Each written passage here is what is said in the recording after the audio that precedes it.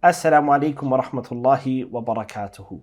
In today's video, I'm going to explain to you why studying the science of Arabic grammar is so important, specifically for the person that wants to connect themselves to the Quran, whether it be through the recitation of the Quran or understanding the Quran. But if that's what you want to do, then learning Arabic grammar is going to be extremely important. But in order for me to explain to you why it's going to be important, we need to understand what is Arabic grammar altogether. So we're going to first discuss what is the science of Arabic grammar and then make our way towards understanding why it's so important in relation to the one that wants to understand the book of Allah subhanahu wa ta'ala.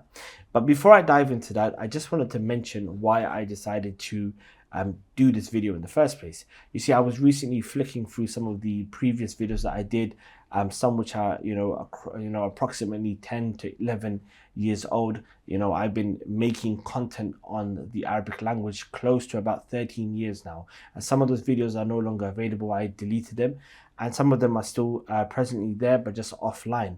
And so I came across this one video that I did, and I'll just show it to you on the screen now. So today, inshallah, I have a very interesting message for you guys. Today, the purpose of this video is going to be the following: that I want to not only show to you, but I want to prove to you how important it is for you to know the Arabic language when it comes to understanding the Quran of Allah subhanahu wa ta'ala, to understand the kalam of Allah subhanahu wa ta'ala. How vital is it for you to really know not just the language, but in particular Arabic grammar? And as you can see, I was very, very young. This was about 10 to 11 years ago. And in this video, I actually spoke about this very topic, which is why studying Arabic grammar is so important. Now, this video was removed offline back then, and the reason for that is because I realized I still had some shortcomings when it came to the Arabic language, and I wanted to rectify those mistakes. Then I said to myself, one day I will repurpose the content of this video, and I realized I never actually got around to doing so. And so this is the perfect time, because the point that I made in that video, which is the importance of learning Arabic grammar, still stands today. It's still valid, and so hopefully inshallah ta'ala I will be able to explain that to you all. Now, let's first dive into understanding what is the science of Arabic grammar. We have to first understand that the Arabic language as a science which is studied consists of many different disciplines. There are many different sciences within that, many different branches within that. And one of the branches of studying Arabic is learning Arabic grammar. You learn the grammatical rules of the science, and it's referred to in Arabic as ilm al-nahwi. And this science, very specifically, what it deals with and what it focuses on is understanding the situation of the end of words. So we have words in Arabic, so the word kitab, the word Muhammad, the word qalam, bayt, bab, yaktubu, yaqtulu, yasma'u. These are all words. And so what Arabic grammar focuses on is what is the situation of the ending of these words. So we have the word kitab. I know the first letter has a kasra, ki. Then the second letter, ta, has a fatha. But what is the situation of the last letter? Is it kitabun? Is it kitaban? Is it kitabin? And that is basically what the science of Arabic grammar, ilm al-nahwi, basically discusses. It looks at understanding, okay, what is the situation of the end of these words. Does it end in a particular haraka? Does it end in a particular letter? And based upon that, we understand the role that this word plays in a sentence. And what I basically mean by that is, if you take a sentence in the English language, for example, if I say Khalid kicked a ball. Khalid kicked a ball. Now, if we try to understand the role that each of these words play in the sentence, we look at the word Khalid, which is the name of a person, and Khalid is here he's working as a subject. Okay, he's a subject in the sentence. The word Khalid works as a subject. He's the focus within the sentence. So Khalid kicked. Kicked here is the verb. It's the word which is showing the action that the subject did, which is Khalid. So Khalid, he kicked, and then we have the ball. And the word ball here is going to act as the object. It's the one that's going to be the recipient of the action done by Khalid, which is the action of, kicking. And so we now based upon looking at the grammatical rules of the English language, we can identify that Khalid in the sentence is the one that's doing something. The doing itself is the word kicked, and then the ball is the one that's receiving this action, or is being the recipient, is the object of this particular action. Now, if we were not able to understand that, then if I said to you, Khalid kicked the ball, you wouldn't be able to make sense. Okay, what does that mean? Is the ball kicking Khalid? Is Khalid balling the kick? You wouldn't be able to make sense of that. But we combine between understanding the meaning of words and also the principles of English grammar, and we put them together and we're able to make sense of this particular sentence. And so in a similar fashion, the Arabic language, based upon studying the science of Arabic grammar, we can identify, based upon the ending of words, what position or what role they play in a sentence. So for example, if I said the following sentence to you and I said, Zaydun qa'imun. Zaydun qa'imun. Now, when I look at the ending of the word Zayd, I find that the last letter ends in a dhamma. It's Zaydun. And so generally speaking, one of the principles that you learn is that if a word does end in a dhamma, then one of the meanings that it shows is that it's the subject. And so here we know that Zaydun is the subject that we're talking about, and then Zaydun qa'imun, okay, basically means that Zayd is standing. But if I change the harakah on the word Zayd in a different context, it will give me a different meaning of the role that Zayd is playing in that sentence. For example, if I say darabtu Zaydan. Darabtu Zaydan. Now, darabtu is an action, okay? Darab, which means to hit. And if I say darabtu, it means I hit. Zaydan now ends in a fatha. Previously, it ended in a dhamma, and that showed that it was a subject. But now it ends in a fatha. And so when I say darabtu Zaydan, that shows to me that Zayd is no longer the subject of the sentence, because that's what the dhamma was showing. Now, because it's ending in a fatha, it shows to me that it's the object. And so when I say darabtu Zaydan, it means I hit Zayd. Zayd is the recipient of my hitting. He is the object. He is the one that's being hit. The action of hitting is being done to him. And so, generally speaking, this is very simple terms I'm talking, but the dhamma here shows to me that this word is working as the subject of the sentence. It's the one that's probably doing the action. And then the fatha shows to me that it's the object and it's the one that's having the action done to it. And so Arabic grammar basically looks at all of this. It looks at the ending of words. What is the situation? What is the state of the end of the word? How did it occur? What caused it to become like that?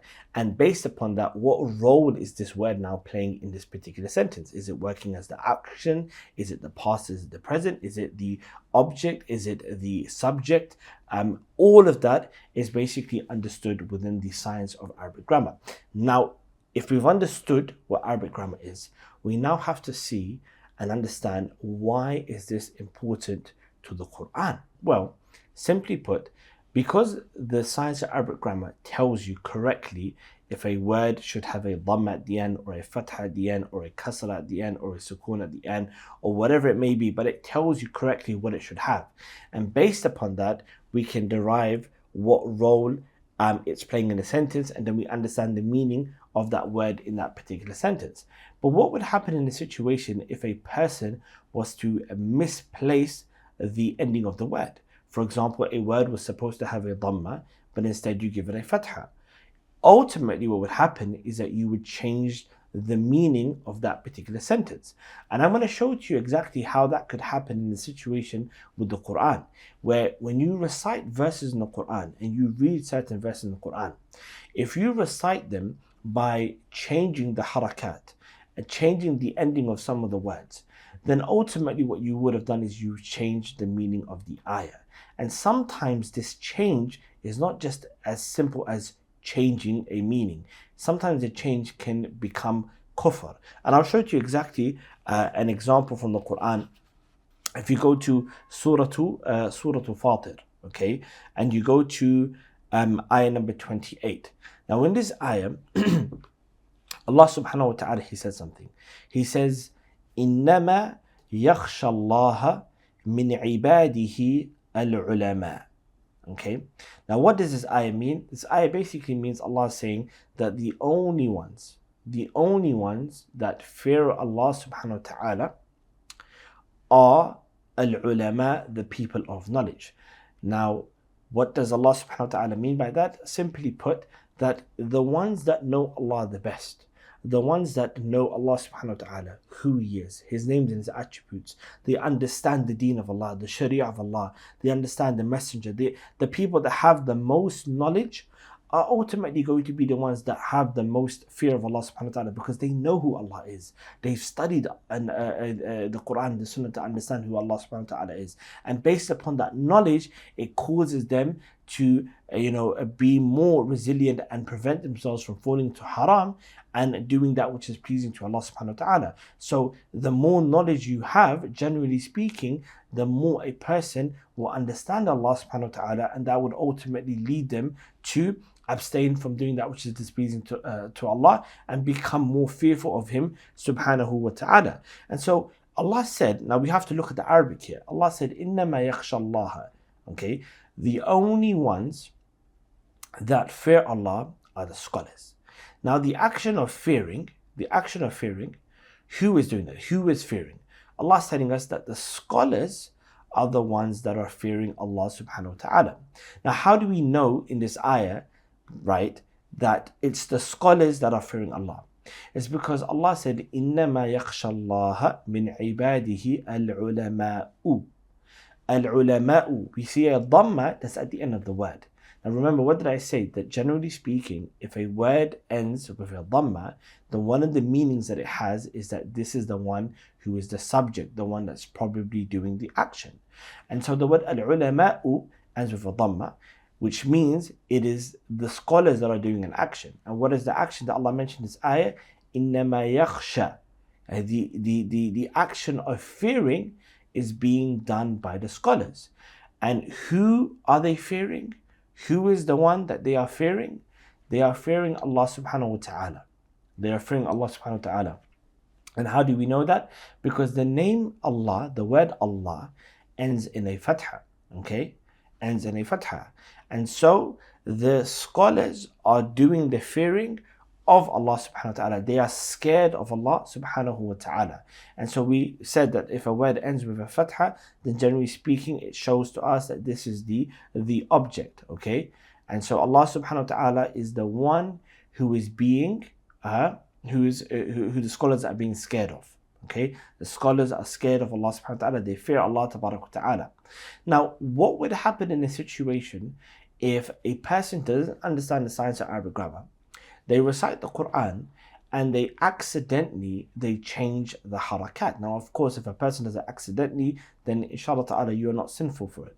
But then when a person understands that this is a problem, then they must go out of their way to perfect and prevent themselves from falling into this mistake.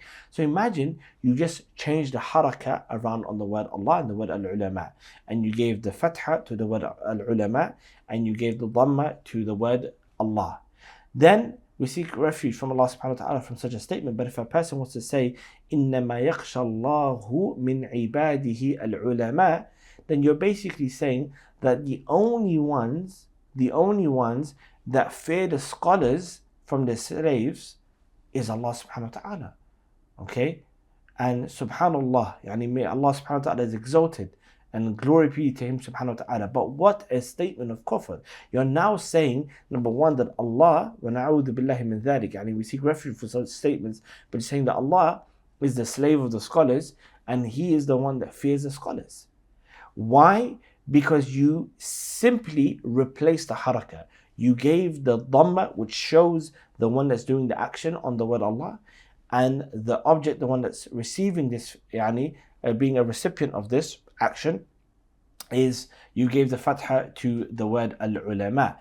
Very simply, you can see that not knowing how to recite the Quran properly can cause a person to fall into kufr, right? Now, like I mentioned, number one is that these mistakes can happen, accidentally, and inshallah a person will be sinful for it. But if you want to prevent yourself from such things, then the way that you do this is by studying the science of Arabic grammar. Because when you are reciting the Quran, let's just say you're reciting and you're a hafiz and you memorize the Quran, but one day you're reciting and you're making a mistake, you say, إِنَّمَا يَخْشَى اللَّهُ, and you can say, wait, that can't be correct. Because yakhsha, and Allah doesn't fear anybody. It has to be إِنَّمَا يَخْشَى اللَّهَ.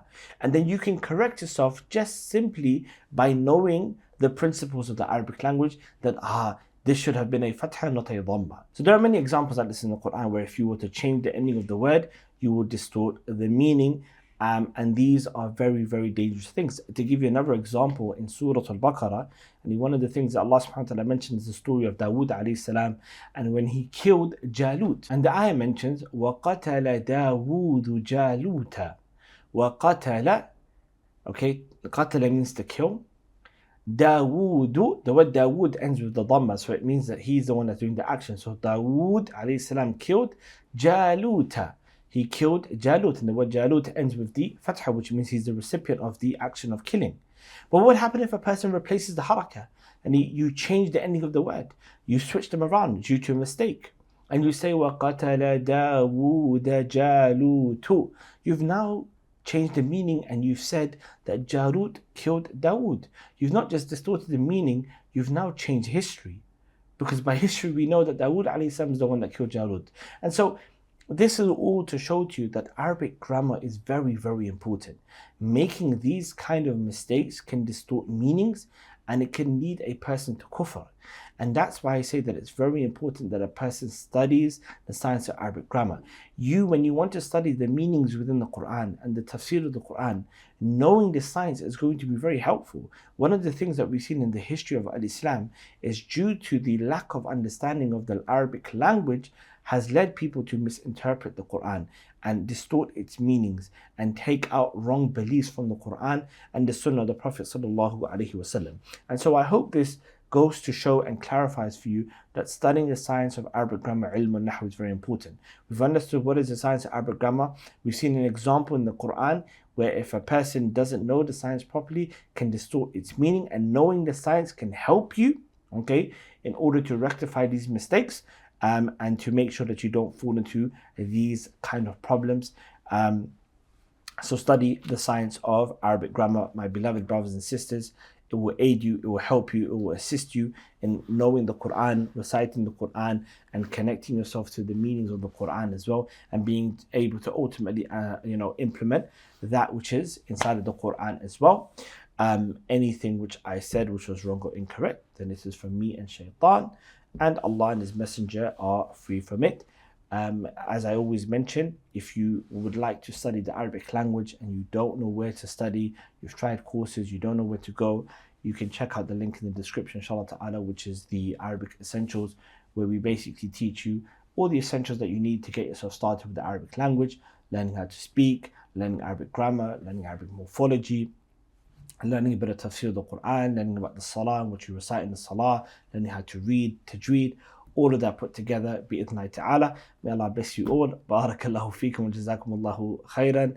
Wassalamu alaikum wa rahmatullahi wa barakatuh.